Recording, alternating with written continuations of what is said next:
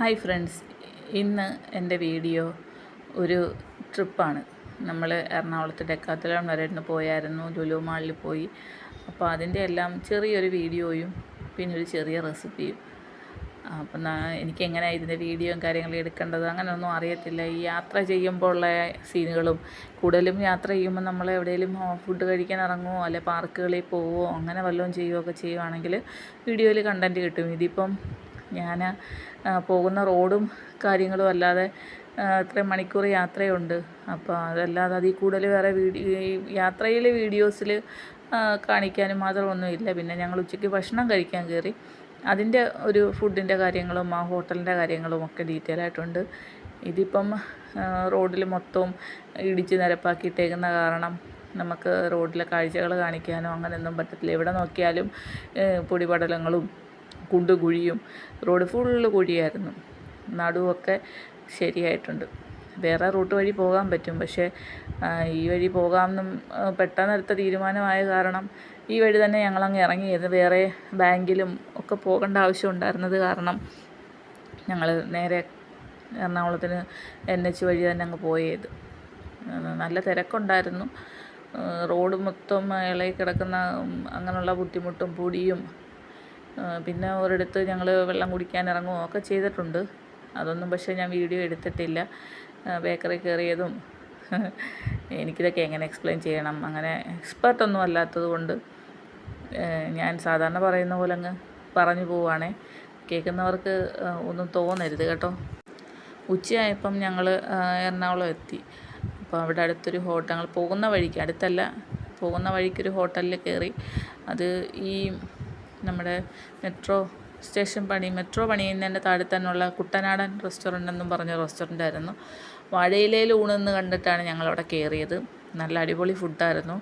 ആർക്ക് വേണേലും ആ വഴി പോകുന്നവർക്ക് വിശ്വസിച്ച് കയറാം. പുറമേ നിന്ന് നോക്കുമ്പോൾ തന്നെ നമുക്ക് മനസ്സിലാവും, ബാക്ക് വശം ഫുൾ ഓപ്പൺ എയറാണ്. നല്ല നല്ല കറികളും എല്ലാമായിരുന്നു. ഞങ്ങൾക്ക് എല്ലാവർക്കും ഫുഡ് നന്നായിട്ട് ഇഷ്ടപ്പെട്ടു. നമ്മളൊരു സദ്യ കഴിക്കുന്ന ഫീല്. ലാസ്റ്റ് ഒരു കൂട്ടം പായസവും തരും, പപ്പടവും പരിപ്പും തോരനും അവിയലും അച്ചാറും ഇഞ്ചിക്കറി എല്ലാം ഉണ്ട്. നല്ലൊരു ഊണായിരുന്നു. ആംബിയൻസും നല്ലതായിരുന്നു. ഇത് കണ്ടോ, ഇത് ഹോട്ടലിൻ്റെ ബാക്ക് സൈഡാണ്. അവർ തന്നെ അവിടെ പച്ചക്കറികളൊക്കെ കൃഷി ചെയ്യുന്നുണ്ട്. വാഴയും ഏത്തയും ചേന അങ്ങനെ കുറേ ഐറ്റംസ്. ഞങ്ങൾക്ക് നന്നായിട്ട് ഇഷ്ടപ്പെട്ടു. നല്ല സർവീസുമായിരുന്നു അവരുടെ. കുട്ടനാടൻ റെസ്റ്റോറൻ്റാണെന്നാണ് അതിൻ്റെ പേര് വെച്ചിരിക്കുന്നത്. ഇതുപോലൊരു പില്ലറിൻ്റെ അടുത്തായിട്ടാണ് ഇത് വരുന്നത്. എനിക്ക് സ്ഥലപ്പേരൊന്നും കറക്റ്റായിട്ട് അറിയത്തില്ല. നമ്മൾ പോകുന്ന പോക്കിൽ കണ്ടപ്പോൾ കയറിയെന്നേ ഉള്ളൂ. അങ്ങനെ ഞങ്ങൾ ഡെക്കാത്തലോണിലെത്തി. നമുക്ക് വേണ്ട സാധനം, ചേട്ടന് കുറച്ച് കാര്യങ്ങളൊക്കെ വാങ്ങിക്കാനുണ്ടായിരുന്നു. അതിന് വേണ്ടിയിട്ടാണ് നമ്മൾ എറണാകുളം വരെ പോയത്. അങ്ങനെ അവിടെ പോയി വേണ്ട സാധനങ്ങളും കാര്യങ്ങളും എല്ലാം വാങ്ങിച്ചിട്ട് ഞങ്ങൾ പിന്നെ ലുലുവിൽ പോകണമായിരുന്നു. അവിടെ നിന്നും വാങ്ങിക്കാൻ സാധനങ്ങളുണ്ടായിരുന്നു.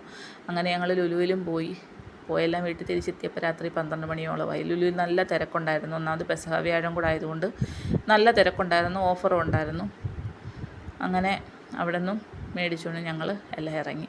പിന്നെ എൻ്റെ ഇന്നത്തെ റെസിപ്പി, നമുക്ക് ബാലൻസ് വന്ന ഇഡ്ഡലി വെച്ചിട്ടൊരു ചെറിയ റെസിപ്പിയാണ്. അതിന് ഞാൻ ഇഡ്ഡലി ഒരു ഹാർട്ട് ഷേപ്പ് കട്ടർ വെച്ചിട്ട് കട്ട് ചെയ്തെടുത്തിട്ടുണ്ട്.